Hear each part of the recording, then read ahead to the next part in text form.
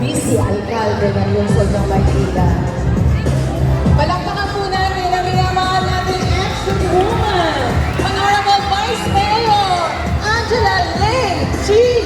Atienza.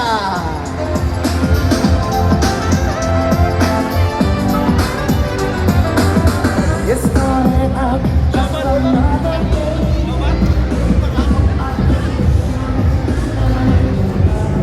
And woman in action, Honorable Vice Mayor Angela Lay G.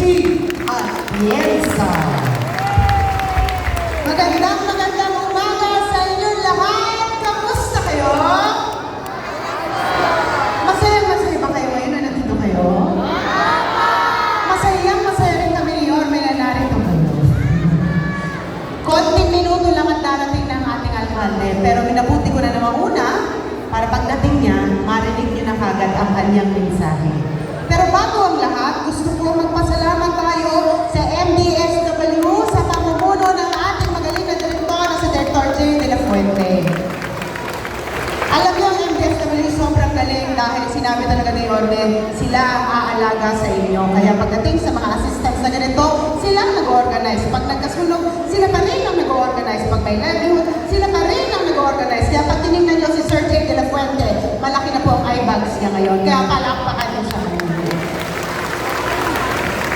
But nevertheless, alam niyo, isa ko. At yan ay gawing mas masinsin ang pagbibigay ng minimum basic needs sa buhay ng bawat mga Manileño. Kaya taas ang kamay ng mga magulang na narito ngayon. Proud ba kayo sa gobyerno natin ngayon dito sa Maynila?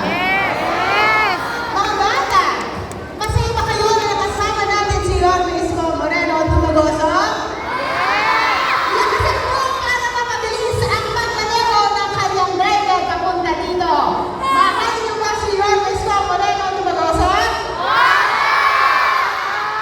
Dapat talaga mahalin natin si Yorme dahil kagaya ng mangyayari ngayong araw, magbibigay ng financial assistance ng MDSW dahil talagang yun ang gusto ng ating alkalde. Pero sa mga bata na narito, lagi kayong mag-aaral. Sino ba dito may gusto maging doktor balang araw? Maging artista? Maging... ano ba? Teacher? Maging mayor? Alam niyo, huwag niyong kakalimutan ng mga harap. Dahil kagaya ng ating alkalde nung siya ay maliit na bata, kahit nahirap ang ininda niya sa buhay, isa lamang ang pinangawakan niya. Yan ang kanyang sipag, yan ang kanyang pananampalataya, at siya ay nag-aral ng mabuti. Kaya mag-aaral pa kayo o nag-aaral pa kayo ng mabuti? Dito nga! Mahina, hindi yata kayo nag-aaral eh. Mag-aaral ba kayo ng mabuti?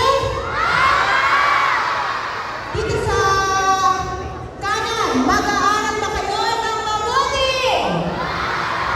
Dito sa kaliwa, mag-aaral ba kayo ng mabuti? Dito sa aking harapan, mag-aaral ba kayo ng mabuti? Gawin niyo yan. Kasi sa totoo lang, kahit na anong hirap na iniinda niyo at ng inyong pamilya, kayo ang susi para maging mas maganda ang buhay ng inyong pamilya at ang susunod na generasyon. At bilang inyong Vice Alcalde at Presiding Officer na tunay na nakaalala at kaagapay ng ating alkalde, makakaasa kayo na parang isang ina, nandito ako, susuporta sa inyo at susuporta sa aking nag-iisang partner na si Yorme Isko Moreno Tumagoso. Mahal namin kayong lahat at itong araw na ito ay isang munting regalo sa inyong lahat. Kaya pwede ba ako makiusap?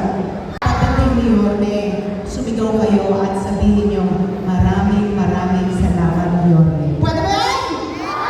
Subukan natin, wala bang siya? Kaya niyo? Go! 1, 2, 3! Yun na yun. Kaya niyo na yan mamaya.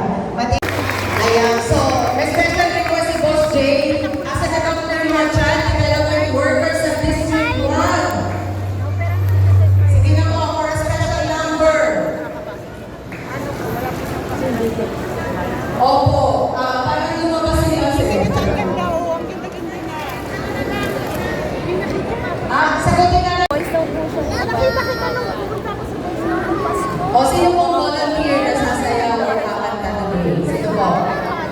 Ha? Ma'am Roxanne, sino pa yung next performer natin? Magaling si Maria. Andiyan po ba si Isabel Cruz? District 4, come on down, pretty girl. Ayan, maraming salamat. Can we add up ano? Maraming salamat, Yorme. God first. Okay, 1, 2, 3. Maraming